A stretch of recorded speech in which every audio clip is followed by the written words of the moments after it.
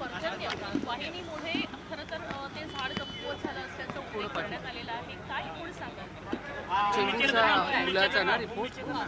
मी school बसचा जो Malvade committee जी 2 जणांची फॉर्म केली होती आणि चेंबूरची जी दुर्दैवी घटना घडली त्याच्यावरती ही कमिटी फॉर्म केली होती.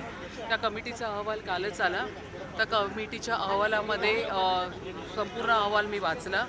त्याच्यामध्ये रस्ते विभाग असेल किंवा गार्डन विभाग असेल त्यांना त्यांच्यावरती कुठलीही जबाबदारी न देता त्या ठिकाणी कंत्राटदार आणि त्या ठिकाणी असलेले PMC त्यांच्यावरती ही जबाबदारी निश्चित केलेली आहे.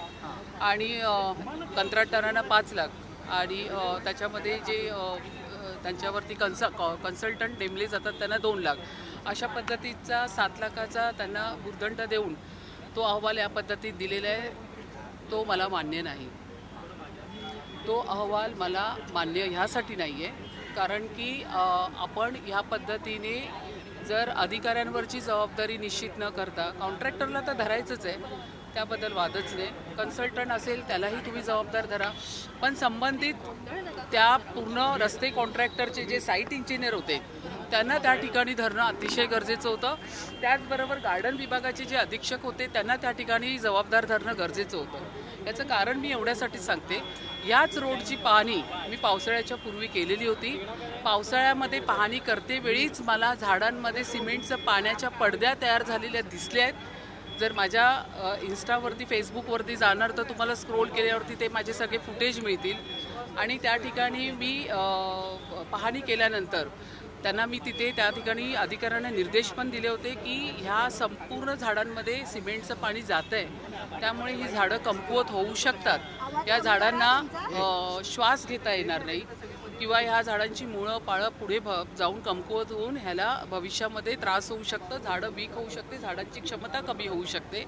पण दुर्दैवाने पहिल्याच पावसामध्ये ते झाड त्या शाळेच्या बसवर पडलं आणि त्या लहान बाळाचा त्या ठिकाणी जीव गेलेला आहे. त्या लहान बाळाची किंमत 7 लाख आहे का? एक महापौर नाही तर एक आई म्हणून मला हे फार चुकीचा अहवाल वाटतो आहे. जरी मी मुंबई महानगरपालिकेची महापौर असली तरी माझा जो मुंबई महानगरपालिकेचा जो कारभार असेल तो अतिशय पारदर्शी असेल. ज्या ठिकाणी आमच्या अधिकाऱ्यांची चूक नाही आहे त्यांच्या भक्कमपणे पाठीशी राहणारी मी महापौर आहे. पण ज्या ठिकाणी आपल्या अधिकाऱ्यांना सांगूनसुद्धा निर्देश देऊनसुद्धा त्याचं त्यांनी पालन केलं नाही आणि नंतर या पद्धतीने फक्त कॉन्ट्रॅक्टरला 5,000 आणि 2 लाखाचा भुर्दंड देऊन त्या पद्धतीने त्यांची सुटका करणं हे काय त्या मातेला न्याय मिळाला अशात असं नाही आहे. गार्डन विभागाचे जे अधिकारी आहेत, सुप्रिटेंडेंट आहेत जितेंद्र परदेशी, यांच्यावरती अद्याप कारवाई होत नाहीये. बघा, एक लक्षात घ्या, जितेंद्र परदेशी असू दे कोण असू दे, जितेंद्र परदेशीचं तुम्ही वारंवार नाव घेता त्याचाही आम्ही संपूर्ण अहवाल घेऊ की ते त्या पदावरती इतक्या वर्षापासून का आहेत. ती माहिती तो माहितीचा पार्ट आहे. आत्ता या क्षणी हा जो चेंबूरच्या दुर्घटनेचा अहवाल आला आहे त्यावरती जर तुम्ही माझं जे भाष्य घेतलं हे तेच राहणार.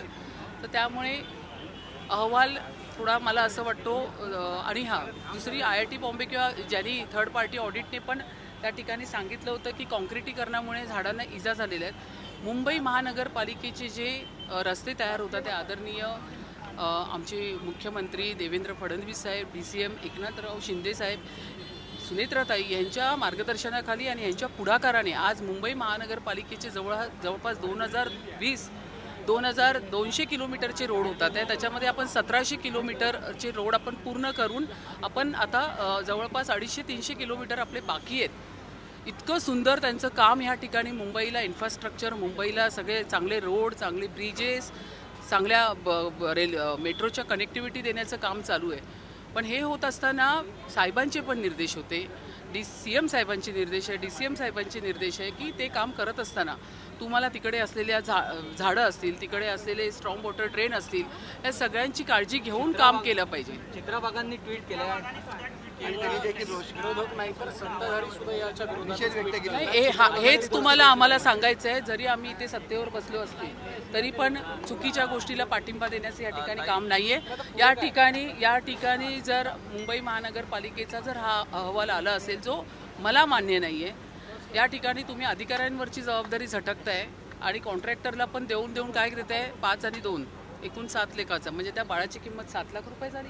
अभ्यास नसलेल्या खरं तर कॉन्ट्रॅक्टरांना हे कॉन्ट्रॅक्ट दिलं जातंय. मनसेने देखील काल भूमिका स्पष्ट केलेली आहे. बाळाच्या मनसे प्राणाची आक्रमक किंमत झालेली 7 पाहायला लाख मिळाली नाही काल. असं देखील तुम्ही म्हणताय. आता महापौर म्हणून तुम्ही या संदर्भात काय कारवाई करणार? या बाबतीत मी पुन्हा बैठक घेणार. आता हा जो आलेला अहवाल आहे हा आता हातात मिळालेला आहे. आता ह्याच्या पुढे काय करायचं ह्या बाबतीत आम्ही सर्व या ठिकाणी सभागृह नेता पण आहे आम्ही या विषयावर आम्ही चर्चा करणार की असा अहवाल का देण्यात आला.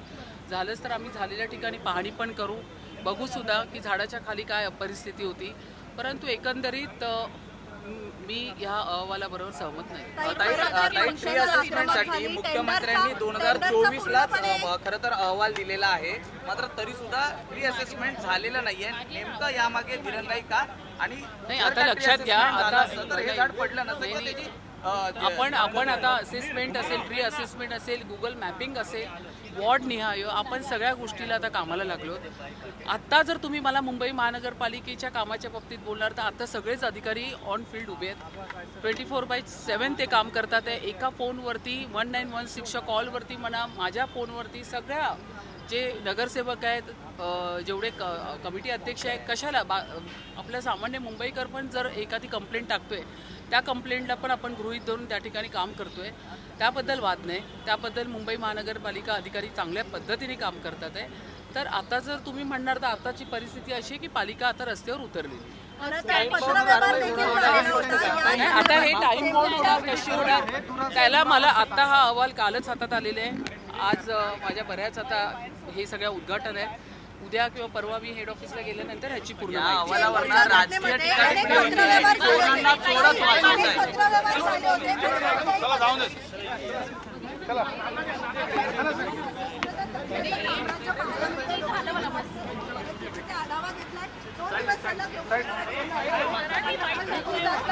मनुष्य जे काम आहे ते कमी पडतं. कचऱ्याच्या बाबतीत पण त्या ठिकाणी त्याचं विघटन म्हणजे त्या ठिकाणी त्याचं आहे त्या ठिकाणी तो कचरा व्यवस्थित मार्गाला लागला पाहिजे.